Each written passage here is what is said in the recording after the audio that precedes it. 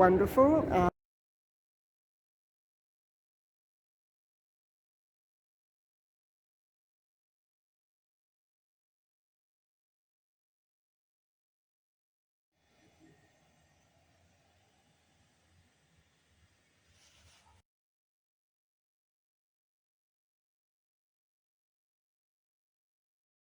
Obviously, research regarding technological unemployment is as vital today as further refinement or production of labor-saving and comfort-giving devices.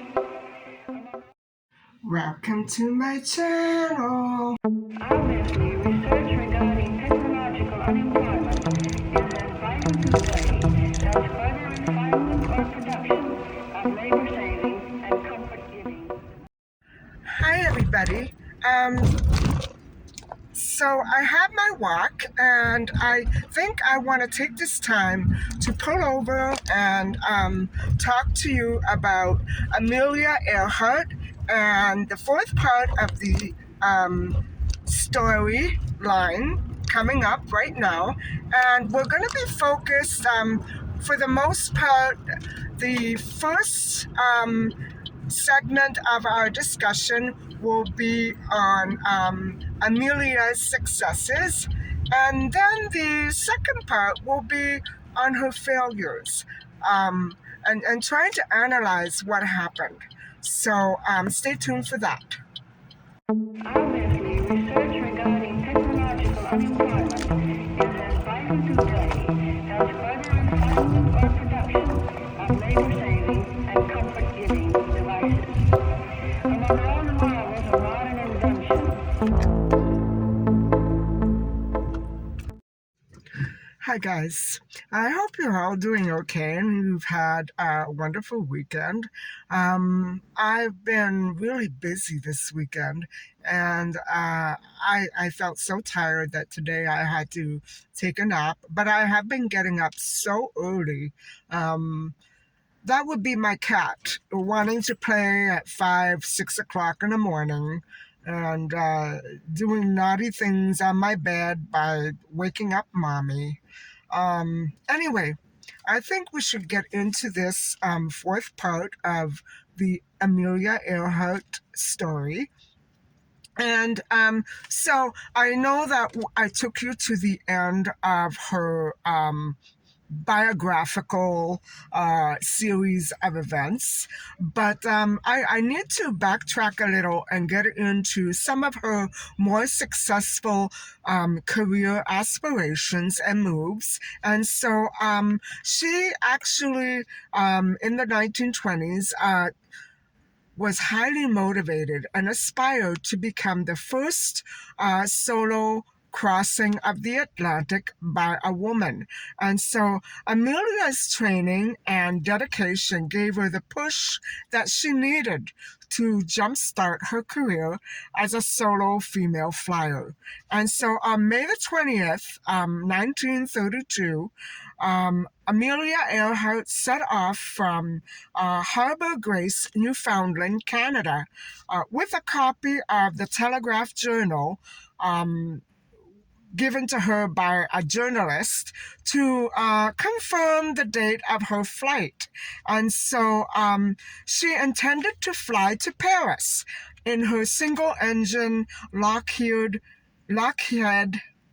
okay, I'll try this one more time.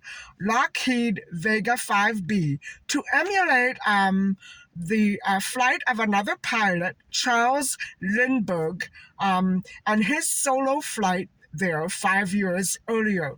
So after encountering storms and a burnt exhaust pipe, Amelia landed in a pasture at a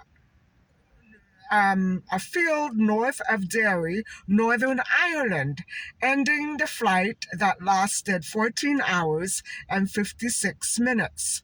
And so, okay, she went to Ireland. That was amazing and awesome. Okay, so that was a success.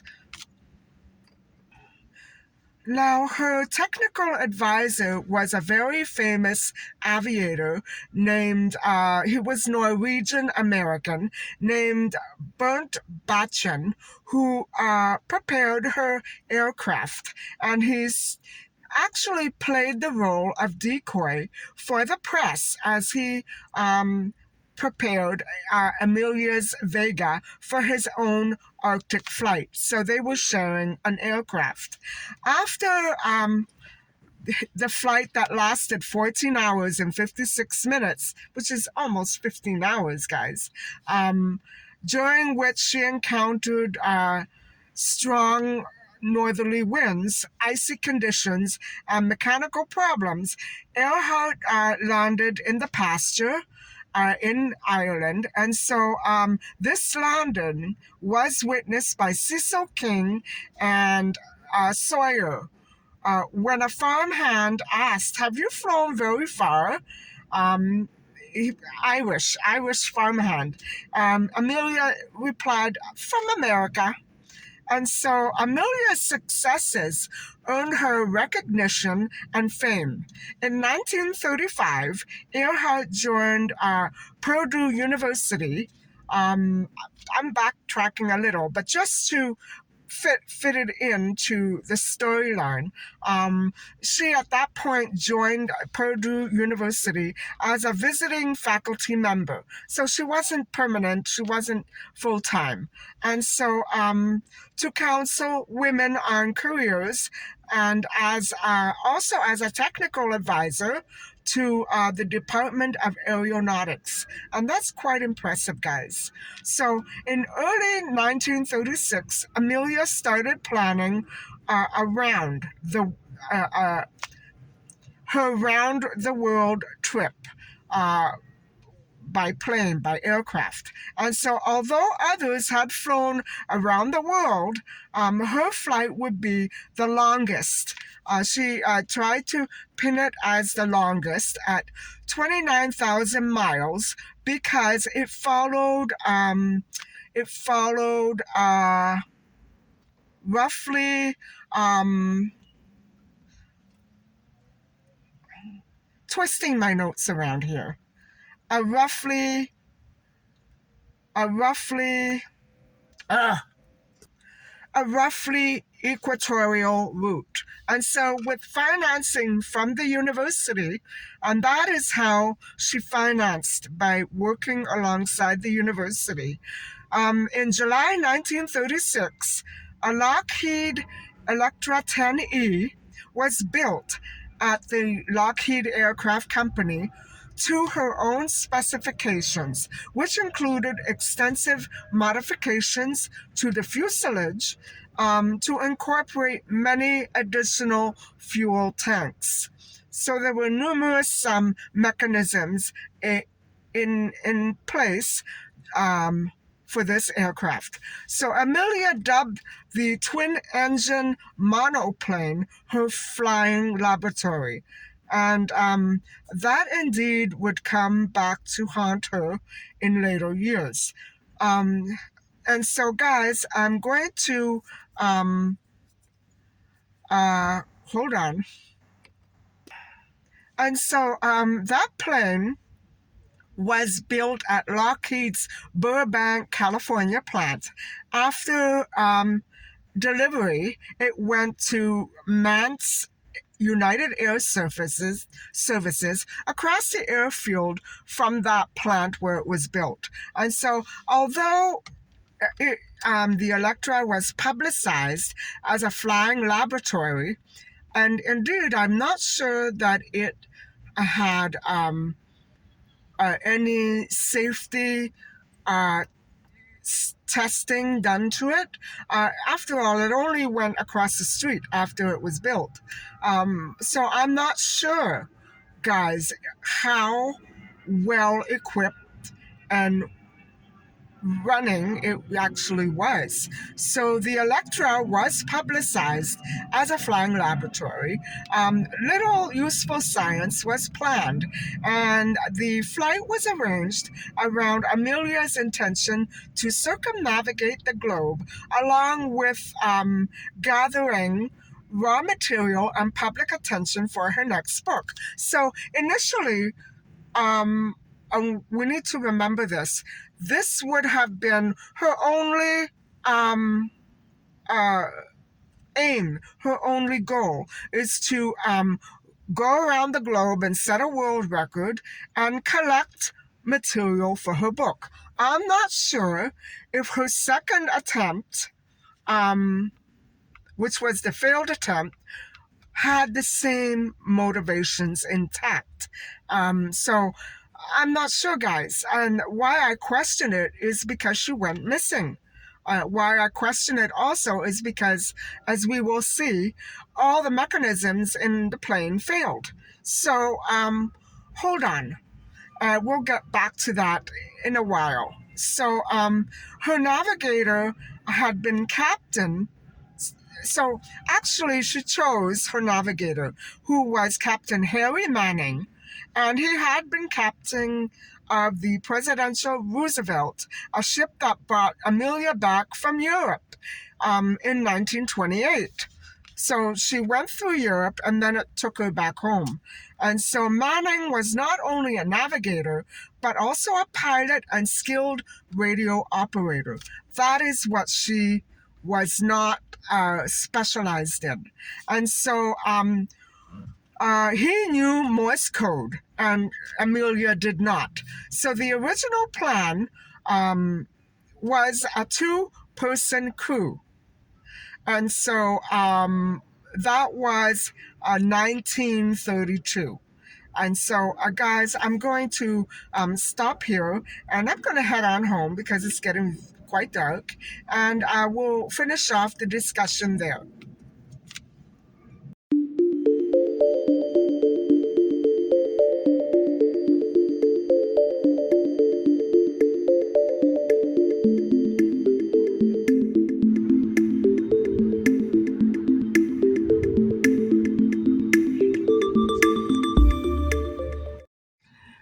So, guys, here I am back at home, and I'm ready to continue our discussion on Amelia Earhart's story. And so, where we left off a little earlier was that she was making her way in life as a female aviator, and she was attempting to set world records. And her first attempt went relatively all right.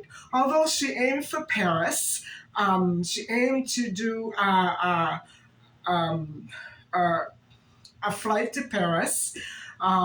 She ended up going to Ireland, and it was still very successful. It was a 15-hour flight. And so let's look at some of the other things that were going on in her career at the time. So in 1937, Amelia planned another trip, around the world trip, this time with Manning as the navigator, as we discussed. And so she and Manning would navigate, would fly and okay, let me start that again. She would fly and Manning would navigate. And so Manning was a very serious sort of pilot. He was very businesslike and professional, and his time was quite valuable. And so during the flight across the country that included Amelia, Manning, and Putnam, uh, Amelia flew using landmarks. And so that is okay for familiar grounds, but when you're getting into serious flying, that's not going to help much, especially if you're going a great distance. And so I imagine that she was attempting to get experience under her belt so that she could become a real professional at this. She had already done well so far, but she and Putnam at that point knew where they were. Manning did a navigation fix, but that fix alarmed Putnam because Manning's position put them in the wrong state. Okay, so judging from the other things that are to come, I would really question Manning's dedication and loyalty uh, at this point, because I'm not sure exactly how an experienced pilot can make an error like that. But I'm not going to judge and criticize because I don't know. Anyway, so they were flying close to the state line, and so the navigation error was considered to be minor, but still, Putnam was quite concerned. Later, Putnam and Mance arranged a night flight across the state to test Manning's navigational skill. Under poor navigational conditions, Manning's position was only off by 20 miles. Okay. Um, so, still, Long consider Manning's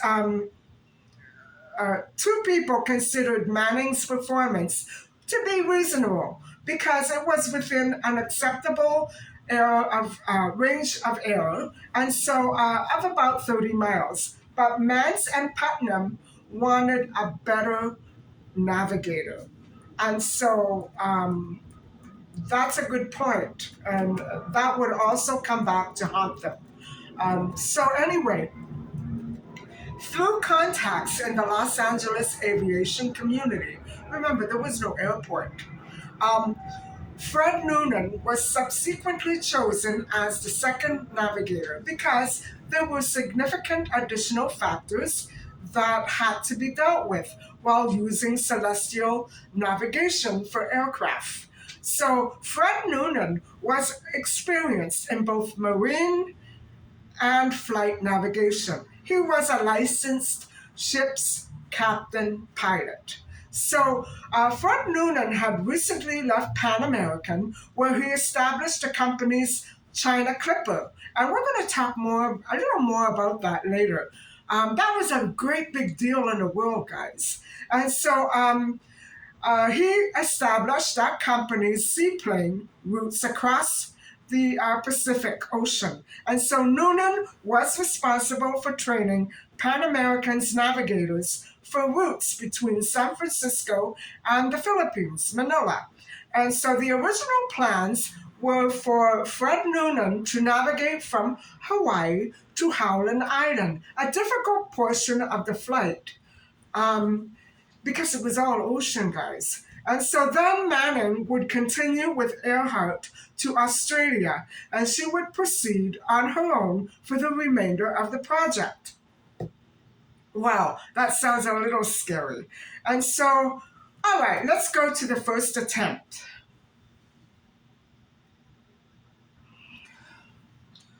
On March 17th, 1937, Amelia and her crew flew the first leg from Oakland, California to Honolulu, Hawaii. In addition to Amelia and Fred, Harry Manning and Mance, the technical advisor, were on board. Due to lubrication and other problems with propeller hubs and the variable pitch mechanisms, the aircraft needed servicing in Hawaii. Ultimately, the Electra ended up at United States Navy Luke Field on Ford Island, Pearl Harbor, for service repairs. And so that to me is a kind of a bad sign. And so the flight resumed 3 days later. So it was serviced for 3 days, and then it resumed. And so that was in March. And so Noonan and Amelia and Manning were all on board for the next destination, which would be Howland Island, a small island in the Pacific. Now, Manning, the only skilled radio operator, made arrangements to use radio direction to home in like to target and pinpoint the island. And so the flight actually, guys, um, this is very, very, very devastating. It never left Luke Field, Pearl Harbor. And so here's the story. Here's what happened. And this would forever change Amelia's course of direction in life. And it would be her most disappointing um, failure of all. During takeoff at Luke Field, there was an uncontrolled um, ground loop and the landing gear collapsed. So, guys, it was serviced for 3 days and then the plane collapsed. What could have happened? It sounds mighty weird to me. And so, of course, in those days, planes were a big deal. They were very new. Nobody knew that much about them. So, people who serviced planes were not always with a lot of experience. That is uh, apparent to me because all these things that are going to start happening now are evidence of that. So, what happened is the landing gear collapsed, the propellers hit the ground, and the plane skidded on its belly, and even the runway was damaged. The cause of the ground loop is controversial. And so some witnesses at Luke Field, including the press, they said they saw a tire blow. And then we don't hear much about that. Amelia thought either the Electra, the right tire, had blown, or the right landing gear had collapsed, maybe both. Some sources cited a pilot error. With the aircraft severely damaged, the flight was called off and the aircraft was shipped by sea to Lockheed Burbank again for repair.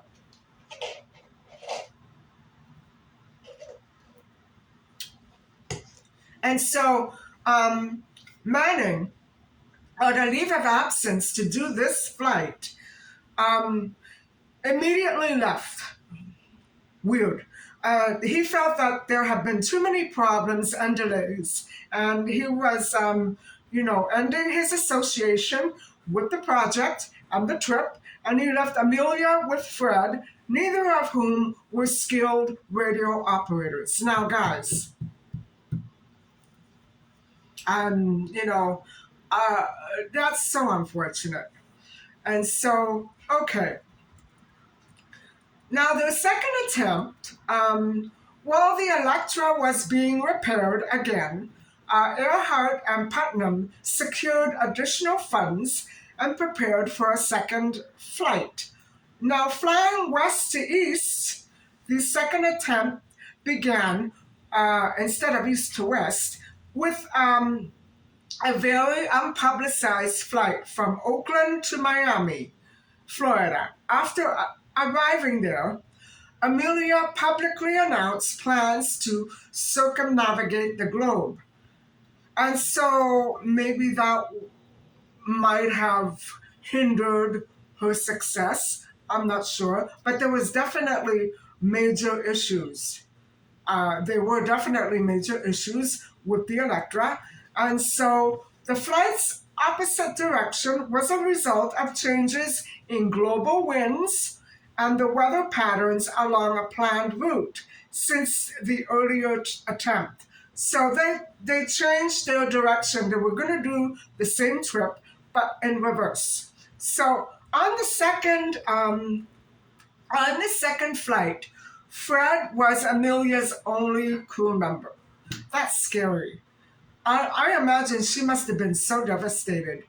Was she not scared? The pair departed from Miami on June the 1st after stops in South America, Africa, the Indian subcontinent, and Southeast Asia. They arrived in Leh, New Guinea, on June the 29th, 1937. About 22,000 miles of the journey was complete, and the remaining 7,000 which would be over the Pacific, was to come. And so they were in Leh, and on July the 2nd, 1937, at 10 a.m. in the morning, Amelia and Fred took off from the Leh airfield in a heavily loaded Electra. Their destination was Howland Island, um, which is an island about 6,500 feet long and 1,600 feet wide. Not very big, I guess. And 2,556 miles away from Leh. And so the flying time would be 20 hours a day. And so, for accounting for a 2 hour time zone difference between Leh and Howland, and crossing the international date line, the craft was expected to arrive at Howland Island, on the morning of July the 2nd. So the aircraft departed Leh with no problems and with 1,100 gallons of gasoline. And so Amelia used this part of the schedule for Oakland to Honolulu, um, of the first world flight attempt. And so this would count toward her attempt. And so I think, guys, she was devastated. I think she was very distracted now with that heaviness on her mind that there were complications with the plane. I think it made a very big impact on her performance. And so it was estimated that 900 gallons of fuel would provide 40% more than required. Now, I don't know if that's accurate. Um, so, using 900 gallons was 250 gallons less than Electra's maximum fuel tank capacity. Weight savings, so they were also trying to save weight, of 1,500 pounds. And so Amelia included Mance as a passenger on that leg. I'm not sure if he actually was.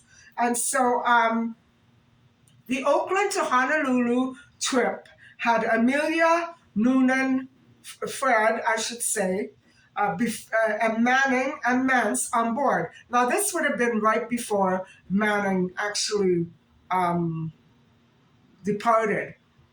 So the Electra loaded 900 gallons of fuel for the shorter Honolulu to Howland leg with all four on board. But the airplane crashed and ended the world's first flight attempt. And so at 3 p.m. Leh time, uh, Amelia reported an altitude of 10,000 feet, reduced due to very thick clouds. And around 5, Amelia reported an altitude of 700 feet and a speed of 150 knots. Now, the last known position was near Nuku Manu Islands, 800 miles from into the flight. So they had to do 7,000. They were 800 in. During the flight, Fred may have done celestial navigation to determine position. If crossing the international date line was not taken into account, a 60-mile position error would have resulted. We're not sure. We have no way of finding out. And so, actually, beginning approximately 1 hour after Earhart's last message, the Navy, her last contact with the operators was around 10 a.m. on July the 2nd.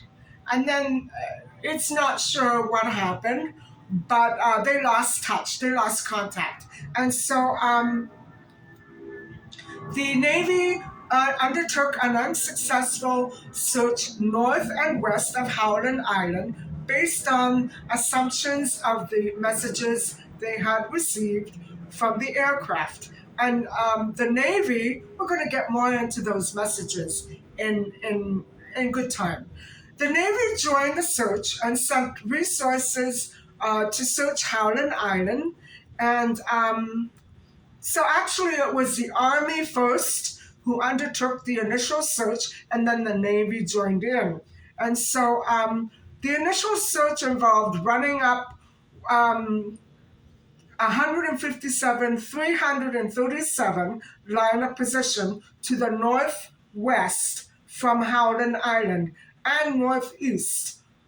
And so based on radio transmissions, efforts were directed to a specific position on a line of 281 degrees northwest from Howland Island. 4 days after Amelia's last verified radio transmission on July the 6th, 1937, all naval and Coast Guard units coordinated search efforts. That means they joined and searched together. Later efforts included Phoenix Islands, south of Howland Island, and a week later, a naval aircraft saw signs of recent habitation on Niku Island, uninhabited for over 40 years. And so, at the western end of a tramp steamer of 4,000 tons, that lay high and dry on the beach with a broken back in two places. The lagoon looked very deep and certainly large enough so that a seaplane could have landed or taken off in any direction. And so, wow, they might have been there. And so, Amelia could, it would have been so easy for them to do that. Amelia could have landed her aircraft and swum or waded ashore. It was that easy. And so, Gardner's shape and size, this is the island Gardner, Nuku Maroro.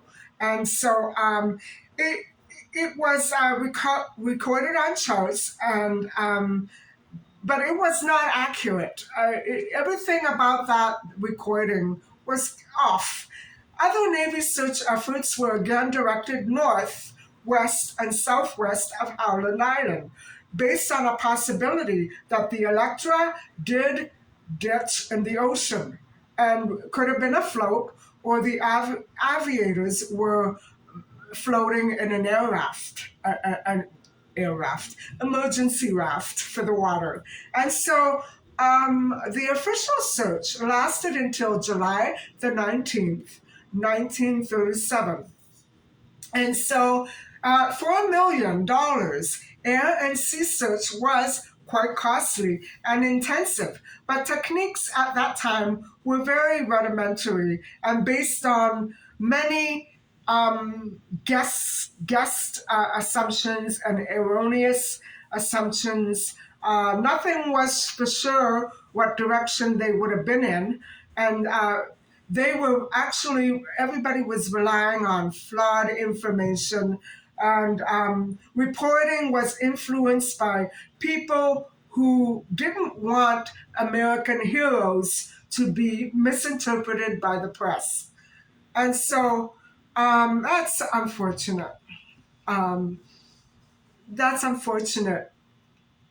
I don't have too much to say about that. So, despite an unprecedented search, no physical evidence of Amelia, Fred, or the Electra 10E was ever found. The USS Lexington battleship and another couple, and the Itasca, the Japanese oceanographic survey vessel, Koshu, and seaplane Kamoa searched for 6 to 7 days, covering 150,000 square miles. And so nothing was ever found. After the official search, Putnam financed a private search by local authorities of Pacific Islands and waters, concentrating on Gilbert's. In late July uh, 1937, Putnam chartered two small boats while in the United States, and he directed a search of the Phoenix Islands again, Christmas Island, Fanning Island, the Gilbert Islands, and the Marshall Islands, but no trace of the Electra or the pilots were ever found. Putnam was trustee of Amelia's estate, so he could actually finance more searches and pay the bills. In Los Angeles court, Putnam requested a death certificate in absentia. And so there was a 7-year waiting period, but it was waived so that he could manage Amelia's finances. As a result, Amelia was declared legally dead on January 5th, 1939. And so, guys, that is the end of this second to last portion of our discussion on the Amelia Earhart case. And I hope that you have, found it somewhat interesting. It is a sad story and very tragic. And we're going to go into more detail and depth as to what else could have gone wrong with the plane in our next discussion, but they were never found, guys. I'm not even going to try to entertain a very glamorized edition of her disappearance by simply stating that she probably, began another life somewhere. I know that that is what many journalists might want to venture to and go into, but there's no proof of that. Um, there is actually no proof of anything. They never found physical evidence of anything on any of those islands. They did find evidence, which we will probably go into at another time, but it didn't belong to her. It was investigated and found that those items were from a much later date. And so nothing was ever found. Nothing was ever, there were no leads, nothing. And I feel sorry for both of those pilots' families who never ended up learning what happened to Amelia and Fred. And so, guys, I'm going to leave you with this. And I hope that you've had a wonderful weekend. Thank you very much for listening and watching. Please don't forget to like and subscribe. Bye for now.